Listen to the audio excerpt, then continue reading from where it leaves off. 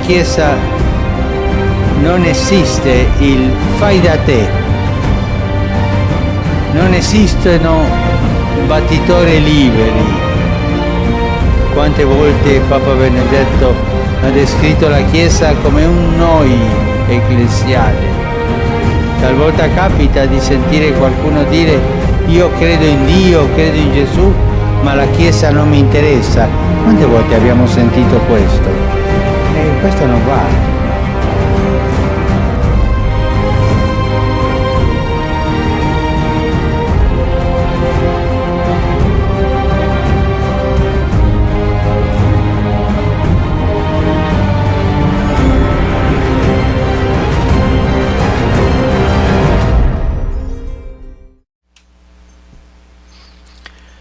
Alors maintenant, il y a eu un changement très léger mais assez significatif dans l'axe de rotation de la Terre et des références de changement à cet effet-là. Et vous avez plusieurs scientifiques qui donnent, ils ont fait un genre de questionnaire.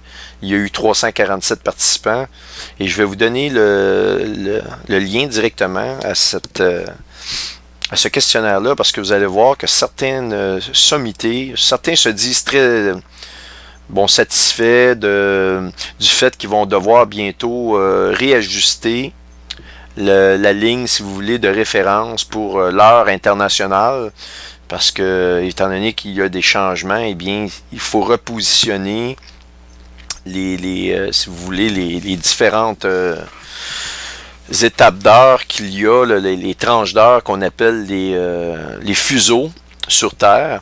Eh bien, vous allez voir aussi qu'il y a certains scientifiques, dont j'en ai vu un du Canada, mais là, je ne veux pas m'attarder. Vous pourrez consulter et lire, vous allez voir, il y a plusieurs informations intéressantes.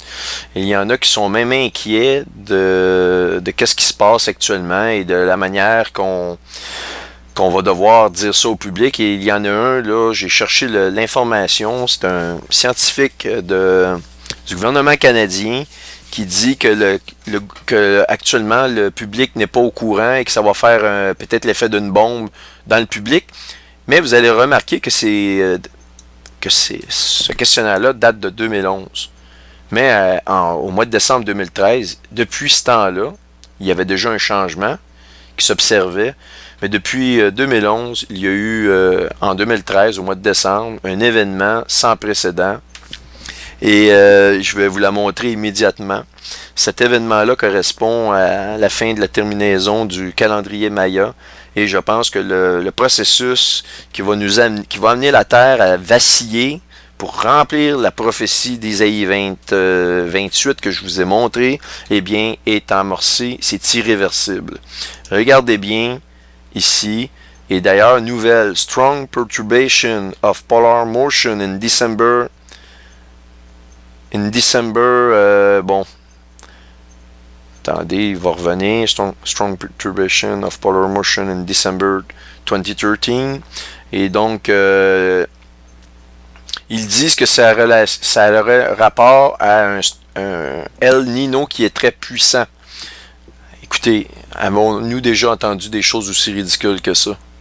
Ils doivent raconter n'importe quoi pour expliquer, parce que maintenant, s'ils publient ça, et ça ici, vous êtes sur le site de l'Observatoire de Paris, et donc c'est un site officiel, je vais aussi vous donner le lien, et donc si on commence à nous parler de ça, c'est parce qu'ils savent très bien que les astronomes amateurs, par exemple, vont commencer à noter qu'il y a un changement. Et s'ils commencent à le noter et qu'eux ne l'ont pas annoncé avant, ils vont se poser des questions, ils vont se faire discréditer. Donc, ils n'ont plus le choix de commencer à donner l'information de ces choses-là, de ces phénomènes-là au grand public, sans trop en faire de publicité. D'ailleurs, est-ce qu'un d'entre vous a entendu parler dans un des médias de masse qu'il y avait un problème avec l'axe de rotation de la Terre qui était amorcé? Eh bien, si on regarde ici un peu l'analyse du graphique, vous voyez ici, décembre 2013 et au mois de février, ici on voit qu'il y a vraiment un changement de vecteur. Normalement, l'axe de rotation suit plus ou moins ce tracé-là ici d'une année à l'autre en rond. Et ici on voit qu'on a décroché complètement. Écoutez, c'est majeur. c'est environ, c'est plus que le double de changement. C'est 50% de l'erreur qu'on avait avant. Et ça, j'ai un document qui rentre plus en détail techniquement sur qu'est-ce que ça signifie au niveau du changement. Et si on voit ici la tendance, ça a décroché. Et ça continue et ça va arriver comme ici et ça va redébarquer ici. Et qui sait après où ça va nous embarquer tout ça, mais il y a une force qui s'est appliquée sur la Terre. Il y a une force physique, une poussée qui est appliquée maintenant sur la Terre pour avoir un changement de même. Et il est clair que ça peut prendre encore 1 an à 2, mais s'il y a une accélération de ce changement-là qui est appliqué, eh bien, je peux vous dire une chose, la Terre, l'axe de rotation de la Terre va être complètement perturbé. Et donc, on a le début de ce que je vous annonce, que bientôt, effectivement, nous allons voir le soleil se lever à l'ouest.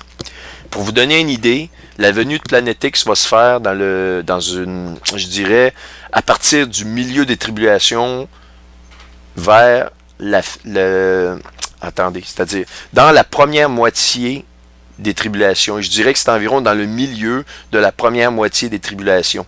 Donc, c'est là que je m'attends que Planète X, selon ce que je peux voir, selon les Écritures, va se pointer le nez. Et donc, ils vont devoir se cacher pendant 5 mois, pendant la première moitié des tribulations. Et c'est pour ça que, quand on regarde les divers noms qui ont été donnés à Planète X, et si on regarde un autre terme qu'on l'appelle, c'est Tiché. Et Tiché veut dire la providence. Et pourquoi Tiché veut dire providence? Eh bien, c'est pour l'Antichrist, la venue de Planète X et la providence, c'est le temps parfait de mettre au point son exécution, son plan. C'est grâce à ça que tout le monde entier va plier les genoux et vont lui porter allégeance. Parce que ce qui va arriver va être terrible. Il va y avoir une diminution de la population qui va être énorme. Et la société va tomber. Et ils vont être prêts à accepter n'importe quoi. Surtout qu'eux vont avoir le pouvoir parce que ils ont en protection des satellites. Ils ont gardé de l'équipement caché dans leur base souterraine. Et ces équipements-là, ils vont pouvoir les ressortir rapidement et les relancer et remettre un réseau de communication très rapidement après le passage de Planète X. Ils ont les armes, ils ont les armées. Alors, ils prennent le pouvoir très rapidement en peu de temps et les gens vont leur donner. Ils vont tellement être abasourdis, ceux qui vont survivre, évidemment. Eh bien, ça va être facile pour eux de les contrôler. Et c'est là que va prendre place la grande implantation de microchips, si vous voulez, de puces. C'est là que le monde entier va être micro-pucé de façon globale. On va voir l'émergence de ça bientôt, très bientôt, c'est en train de se faire. Mais je parle que chacune des personnes vont devoir vraiment avoir une marque et que tu ne peux pas vivre ni manger. Eh bien, c'est dans la deuxième moitié des tribulations. C'est un système totalitaire qui va être mis en place. Eh bien, vous allez avoir le soleil qui va se lever à l'ouest dans la deuxième moitié. Et je peux vous dire une chose, c'est là que l'islam va dominer. On a parlé, il n'y a pas tellement longtemps, certains eschatologues ont parlé d'une nouvelle religion qui s'appelle le Chrislam, un mélange entre l'islam et le christianisme. Moi, je dis que dans le chapitre 17, la bête, la femme, c'est-à-dire, qui représente le Vatican, va être détruite par la bête. Et donc, par conséquent, oubliez ça, le christianisme. Il y a la seule religion qui va dominer, c'est l'islam, pur et dur, c'est vraiment l'islam. Puis, c'est ça qui va dominer. C'est ce que la famille royale pousse actuellement, c'est l'islam. Ils se sont convertis tous à l'islam. Et donc, d'ailleurs, Londres est un État islamique. Les gens qui ne le savent pas, ils vont l'apprendre bientôt à la dure. Londres est complètement converti à l'islam. Bientôt, le Canada va l'être. Les États-Unis, c'est déjà une question c'est juste une question de temps. Mais les États-Unis, de toute façon, vont être détruits complètement. Alors voilà, vous avez les preuves ici du changement de pôle physique qui s'est effectué. Et je vais vous mettre les liens de ça, mais attendez-vous à des changements, des perturbations énormes. On a le champ magnétique en même temps qui est en train de fléchir. Et attendez que je vous montre, parce que ça ici, c'est juste une mise en situation. Ce n'est pas le but du message. Quand je vais vous parler, que je vais vous montrer ce que j'ai découvert, pour la date du 20 juillet 2014, eh bien, c'est là que vous allez, c'est là l'essentiel du message d'urgence que je vais vous donner. Alors, voyez-vous, quand on est live, on trouve jamais ce qu'on cherche, mais là, j'ai pris le temps de chercher le commentaire du scientifique que je vous ai parlé. Il s'appelle Louis Marmet, il travaille pour le NRC Canada. J'ai vérifié, c'est vraiment une personne qui travaille là-bas. Et bien, ce qu'il dit, c'est que, bon, il dit pour les changements d'une fraction de seconde, il y a eu l'implantation de l'échelle TAI. Et bien, l'échelle TAI, c'est le temps atomique international. OK, on le voit ici.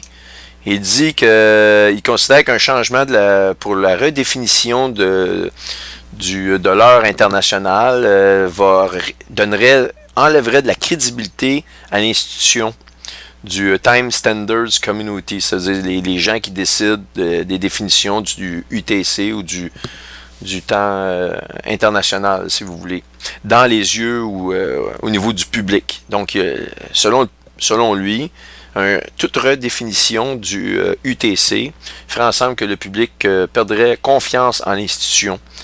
Il dit les gens les plus affectés seraient ceux qui utilisent le soleil ou la position du soleil comme référence.